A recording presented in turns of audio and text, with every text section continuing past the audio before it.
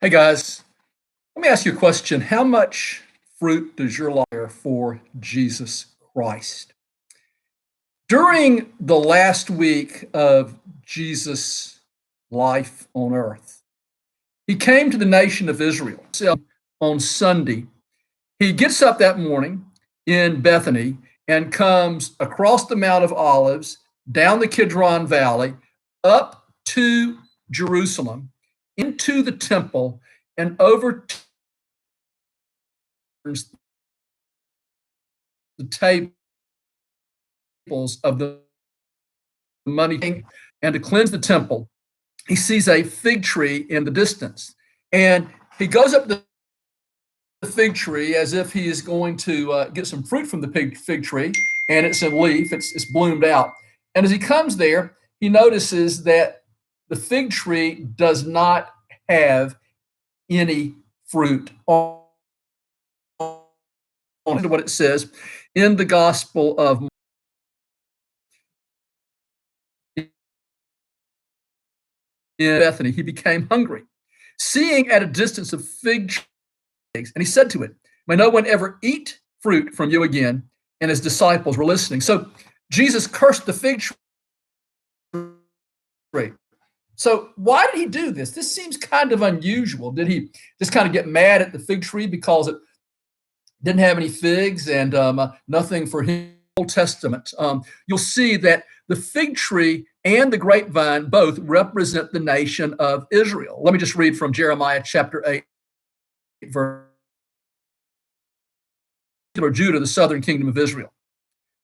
And there will be no grapes on the vine and no figs on the fig tree. And then in Hosea chapter season. So from these two passages, others in the Bible, we see very clearly that the fig tree represents the nation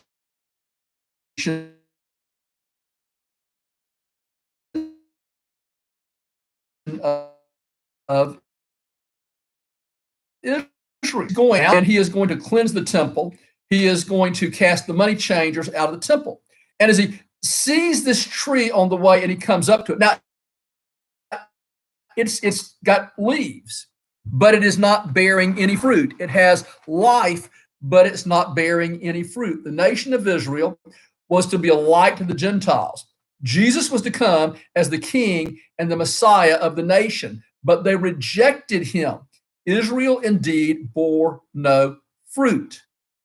The fig tree represents Israel. That's important. That's going to come up again in the last week of the life of Jesus.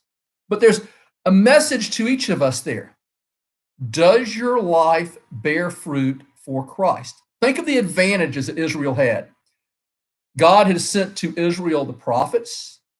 God had given them the oracles, the message of God. The writings of the Old Testament were there already. And Jesus himself was of Jewish descent. He was of the house and lineage of David. They had all the advantages. They were to be a light to the world of the person of Jesus Christ. They were to bear much fruit. But instead, they bore no fruit. In fact, remember where Jesus is going. He is going to the temple to cast out the money changers. Messiah is here. The Christ is here. Let us welcome him. Instead of doing that, what? They're selling sacrifices and making money. You come with your sacrifice. They would declare it was unclean, and you had to buy their sacrifice. And oh, by the way, in order to manage, you had to exchange that money, and it was something like you got about 5% of what your Roman money was worth. In other words, if you came with $1, they would give you a nickel in return if we thought of it in our context. So they were becoming extremely wealthy. The high priest and the entire cohort that was running this whole show, they were becoming extremely wealthy. And Jesus was very upset because the nation of Israel was not bearing any fruit. They had all the advantages in the world, but they bore no fruit. Now think of that in relationship to your own life. What advantages do you have? And the question by which we will all be judged in the end is, did we bear fruit for the person of Jesus Christ, there's going to be a tremendous loss of reward for not bearing fruit, for not being faithful to the person of Jesus Christ. No one can lose their salvation if they truly have a salvation. The Bible tells us that if we truly have that salvation, then we'll create works in keeping with repentance. The Bible tells us in Ephesians, we were prepared for good works, and God actually prepared those in advance, that we would bring those out, that we would walk in them, that we would produce them.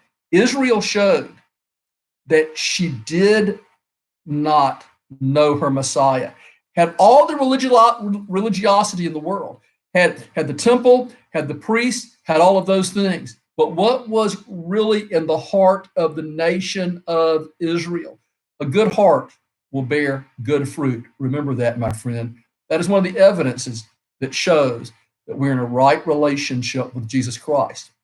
But this question again about the fig tree. Israel is being cursed, but we're going to look tomorrow that in the very famous Olivet Discourse, Jesus will talk about a parable of the fig tree. Even though Israel is being cursed and set aside, God is not finished with the nation of Israel. Remember that. God bless you. Have a great day. Tune in tomorrow as we try to describe everything that took place in the last week of the life of Jesus. Remember, on Monday, Jesus cursed the fig tree and he went and cast out the money changers out of the temple. Stay tuned. You'll want to kind of understand this entire week as it leads up towards the crucifixion and then ultimately the resurrection of Jesus Christ.